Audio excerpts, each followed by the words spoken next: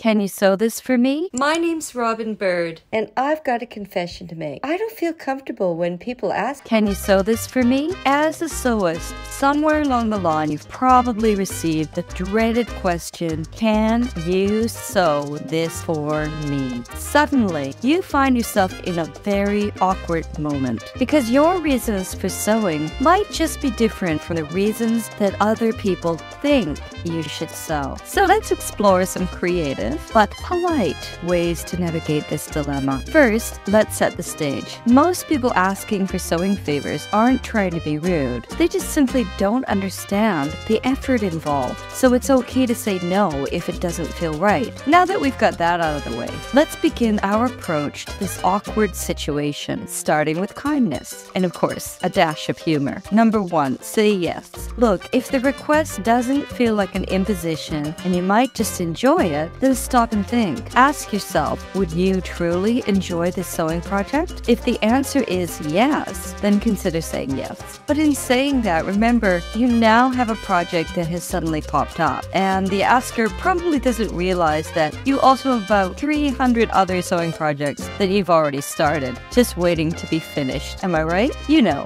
the ones that haven't been finished. Yeah, even though we know they will be, of course they will. So, be clear. Your project, your way. Because if you're going out of your way to sew something, sew anything for another person for free, then you're the boss. So set your rules and your boundaries. Plus, expect that the person you're sewing for knows your time limit, and then it's done at your convenience. And that includes showing up on time for fittings too, right? Otherwise, it's just not fun. Look, giving joyfully is wonderful, but only if it truly brings you happiness. And saying no is perfectly acceptable if the request feels burdensome. So prioritize your well-being and set boundaries with a smile. Number 2, say no. Look, I know it's tough, but sometimes it's necessary. So be assertive without being aggressive. If it's a nice request from a nice person, put in a nice way, then try to be kind. And I know saying no sometimes is hard, especially when we really want to please others and we really love feeling needed and appreciated. But remember that your worth isn't defined by pleasing everyone. So sometimes you just gotta embrace saying no with grace and self-respect. And sometimes you need to ask for things you need, right? Like me asking you to boop that like button. But seriously, I'd really appreciate it if you do. So thanks for that. And I won't hold you back if you decide to subscribe too. Okay, let's move on to number 3. Number 3, I don't do custom sewing, but I think I can recommend someone who does. Think about it this way. Sharing referrals can be a kind way to redirect requests. It's also a way to support fellow sewists who would really appreciate some extra income. And more importantly, it helps you gracefully decline tasks that don't align with your interests. And if you like this approach, then the best thing to do is to have that backup person ready, like stored on your iPhone, so you can grab it at a moment's notice. Otherwise, you might be doing that aw thing that we do when we feel cornered, and having that contact fast lets you stay in control. Number 4, I only sew for close ones. Note that this response works in 2 situations. First, that you do actually, in fact, sew for close ones, because it's actually really okay if you don't. It's okay to just sew for yourself, you know? Second, that the person asking is not who you would consider, quote, a close one, and they know that. Like maybe a friend of a friend, or an acquaintance, or even a stranger, because can you imagine how that might feel to someone who actually thought they were a close one? Number 5, sewing is a hobby of mine. I like to do it to unwind and just for fun, so I'll have to say no. Now in this case, you're just making it clear that you like to sew for pleasure, not for money. I know some people think that money is pleasure,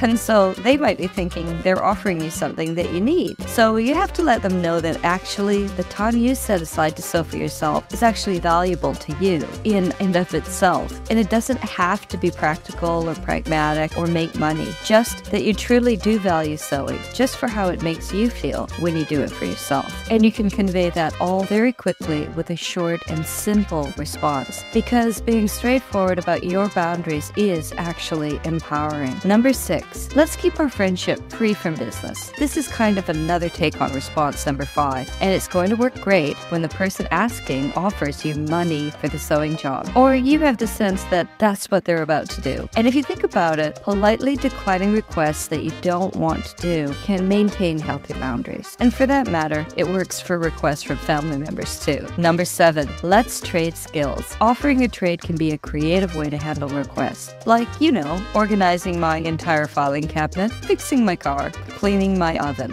deep cleaning my home, pet sitting my cat at the house over the holidays, pet sitting my dog at your house over the holidays, stuff like that. Remember to say this with some humor, and they'll drop their request. But on the other hand, let's be creative about this. Maybe there's a talent that they have that you might actually need. So you might suggest something you could barter time and energy for. But if you do this, be really serious and make sure you don't promise something if the situation isn't fair. After all, we all know that friend or family member that suggests a barter situation and always seems to get the better end of the deal. Number 8, I'd be happy to teach you. This response works great when you know that the asker has neither the inclination to learn nor the time. But on the other hand, if the asker is a family member, in offering this, you might actually be passing on a really good life skill to them. And that would feel good, right? Like introducing the art of sewing to your children, or even your spouse. Can't be done, you say? Well, after repeated requests to sew on buttons, I finally offered to teach this simple skill to my husband Scott, who blew my mind when he actually took me up on the offer. So you know I'm going to make that into a future video for you, don't you? Yep, he's actually going to do it. But again, if you're going to teach someone, make sure you have the time. Number 9, for a job like that, you probably can't afford my rates. Look, some of us do charge money for sewing projects. Maybe we make and resell our sewing, or maybe we're dressmakers or tailors. But when a friend comes to us and asks us to sew a designer outfit they like from a picture they found online or in a magazine, and then they offer us a ridiculously low amount to do so, are they aware that this is an insult?